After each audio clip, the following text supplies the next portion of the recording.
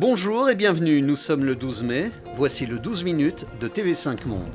La Maison-Blanche, foyer du président américain et du Covid-19, c'est à craindre. Désormais, le port du masque est obligatoire pour les personnels proches du président.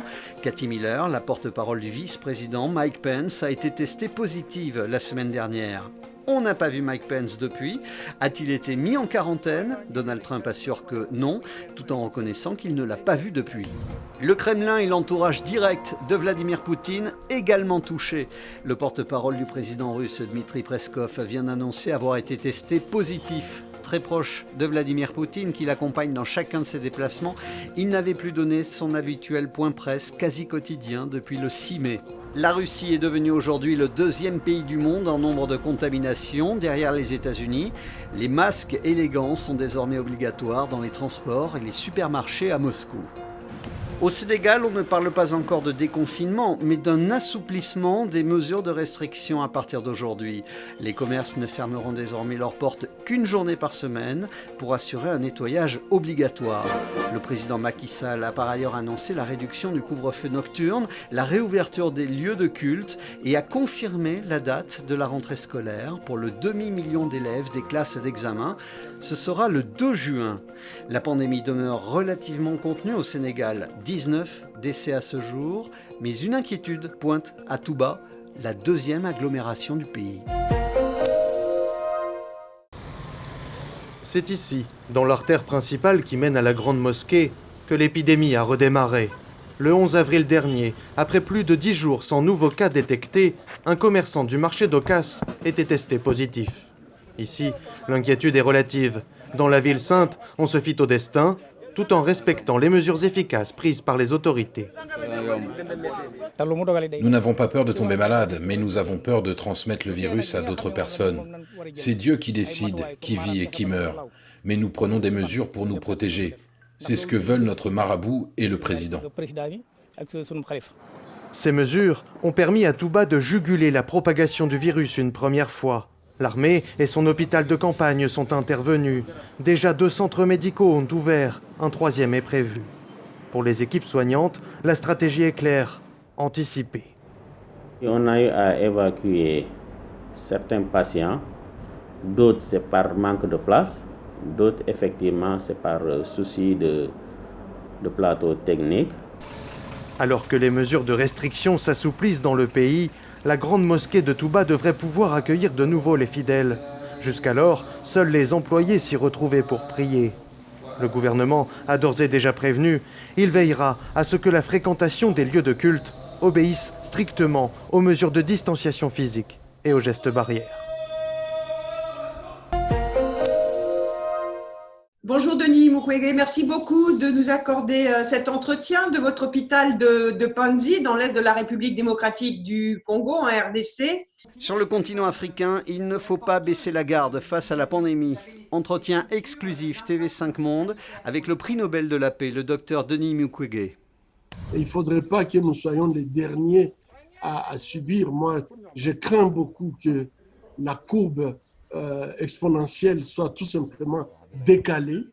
Et la seule façon d'éviter à ce que nous ayons une courbe exponentielle, c'est vraiment être prudent, être vigilant et continuer à garder des mesures qui permettent à ce que la population puisse continuer à vivre, mais également de l'autre côté, éviter que la propagation soit faite. Et là, avec notre économie, c'est vrai que le pire pourrait arriver et c'est maintenant le temps de pouvoir prévenir ça. Lorsque les gouvernants font de bonnes choses, il faut les saluer, il faut les féliciter, puisque il ne faudrait pas que les gens pensent que ce qui se passe en Afrique, c'est juste un don de Dieu. Non, je crois que les dirigeants africains, au lieu d'être dans le déni, ils ont pris des mesures efficaces à temps. Et aujourd'hui, notre appel, c'est qu'il ne faut pas baisser la garde. Il faut absolument qu'ils restent vigilants pour continuer à protéger la population. Et ça mérite d'être félicité et salué. Les journées sont longues. Passez ici au bord de la route à attendre qu'on vienne leur proposer un petit boulot pour la journée. Trouver du travail dans un pays en guerre comme la Libye a toujours été difficile pour ces migrants en transit. Mais le coronavirus est encore venu tout compliquer. Ça fait des mois que je traîne ici, à la gare, sans travail. J'ai 8 enfants et nous devons trouver de quoi manger. J'attends ici, au soleil, comme ça. C'est très calme. Que Dieu nous vienne en aide. J'ai une famille au Nigeria. Comment je suis censé lui envoyer de l'argent pour le mois de Ramadan ? Beaucoup d'ONG présentes en Libye ont cessé leurs activités. Ces derniers mois, le HCR évacuait par avion les réfugiés les plus vulnérables. Mais l'agence onusienne a dû tout arrêter début avril, lorsque la Libye a fermé son espace aérien à cause de la pandémie. Les migrants sont de plus en plus livrés à eux-mêmes. Des anonymes leur viennent en aide, en particulier en cette période de Ramadan. Certains d'entre eux luttent contre la faim. On a remarqué que certaines personnes avaient une pression artérielle très basse. On a eu peur qu'elles aient le coronavirus. Mais ce n'était pas ça. Nous sommes responsables de ces gens, ils vivent parmi nous. Ici, dans ce centre de rétention à Zaouia, à l'ouest de Misrata, les réfugiés dorment à même le sol, les uns sur les autres. Tous les occupants le craignent. Si l'un d'eux est infecté par le coronavirus, les autres le seront aussi rapidement. Les autorités libyennes estiment que plus de 650 000 migrants attendent sur leur sol de pouvoir rejoindre l'Europe.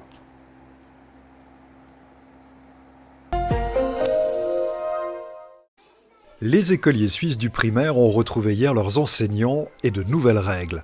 Plus d'embrassades, déplacements par petits groupes et des leçons du jour qui commencent par le lavage des mains. On va aller dire bonjour entre les doigts, par-dessus. Et bien sûr, on fait aussi l'autre main parce qu'il ne faut pas qu'il y ait de jaloux. Les cours se donnent par demi-classe tandis que la maîtresse s'abrite derrière un masque et un marquage au sol qui délimite un espace qui lui est propre. Avec les petits degrés, on est souvent très proche d'eux. Et c'est aussi pour nous une manière de dire il y a cette ligne, je dois faire attention de ne pas la franchir. Et chez les enfants, les enjeux semblent parfaitement compris. Un peu inquiétée et puis aussi contente. Pourquoi tu es inquiète ? Parce que j'aimerais pas contaminer ma famille. Ne pas propager le virus ou en être victime, un souci qui préoccupe désormais chaque Suisse sorti du confinement. Le port du masque est donc recommandé dans les transports publics qui ont aussi dû s'adapter à cette nouvelle réalité. Il faut redonner confiance aux gens. Les gens peuvent se déplacer en toute sécurité. On nettoie beaucoup, on est prêt. Et je crois que ça, c'est le plus important aujourd'hui. Limiter les risques et donner confiance, cela vaut aussi pour les restaurants qui, depuis hier, peuvent accueillir 4 clients au maximum par table avec une distance de 2 mètres entre chaque table. Le plat du jour au goût du jour. On vit avec. On est content que le restaurant prenne les dispositions, les distances de sécurité. Et moyennant le respect de ces prescriptions-là, j'ai pas de souci particulier à venir au restaurant. L'activité a donc repris en Suisse dans un environnement certes changé, mais où la vie n'est plus tout à fait pareille à celle d'il y a 2 mois. Des voitures presque vides, des quais déserts, le calme toujours dans le métro de Londres. Pourtant, dès ce lundi, ceux qui ne pouvaient travailler à distance étaient activement encouragés à se rendre dans leur entreprise selon les instructions officielles. Elles ne semblent pas avoir été écoutées ou comprises. Les Britanniques peinent à s'y retrouver dans le plan de déconfinement dévoilé par leur gouvernement et cette complexité est reconnue par le Premier ministre. C'est quand on en vient à faire de petits pas vers la normalité, comme c'est le cas maintenant, que le message devient clairement plus précis et plus compliqué. Ce n'est pas la première fois que la gestion de la crise par Boris Johnson est critiquée. D'abord pour avoir trop tardé à prendre la mesure du danger. Le confinement n'est entré en vigueur que le 23 mars, soit 10 jours après la France. Trop tard selon les critiques, qui pointent aussi le manque d'équipement pour les personnels hospitaliers. Si nous avions fait ce que nous avons fait 2 semaines plus tôt, nous serions dans une bien meilleure posture aujourd'hui. Même si les chiffres baissent depuis la mi-avril, le Royaume-Uni a déjà souffert lourdement de la pandémie de Covid-19. C'est le pays le plus touché en Europe. Plus de 32 000 morts à ce jour, 36 000 selon un autre comptage. Critiqué pour sa gestion de la maladie, le Premier ministre britannique doit maintenant réussir la sortie de la crise.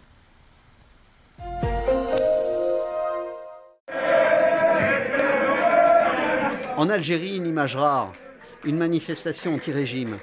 Malgré la pandémie et les mesures tentant de mettre fin au rassemblement, le mouvement Irak a de nouveau fait entendre sa voix. C'était il y a 2 jours, à Tizi Ouzou, en Kabylie. Une manifestation pour dénoncer la convocation par la police de jeunes activistes. L'Afghanistan touché à nouveau par la violence.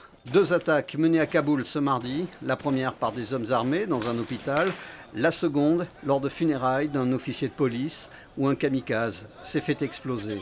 37 personnes ont trouvé la mort. L'État islamique, même affaibli, démontre que ses capacités de nuisance en Afghanistan sont toujours de mise.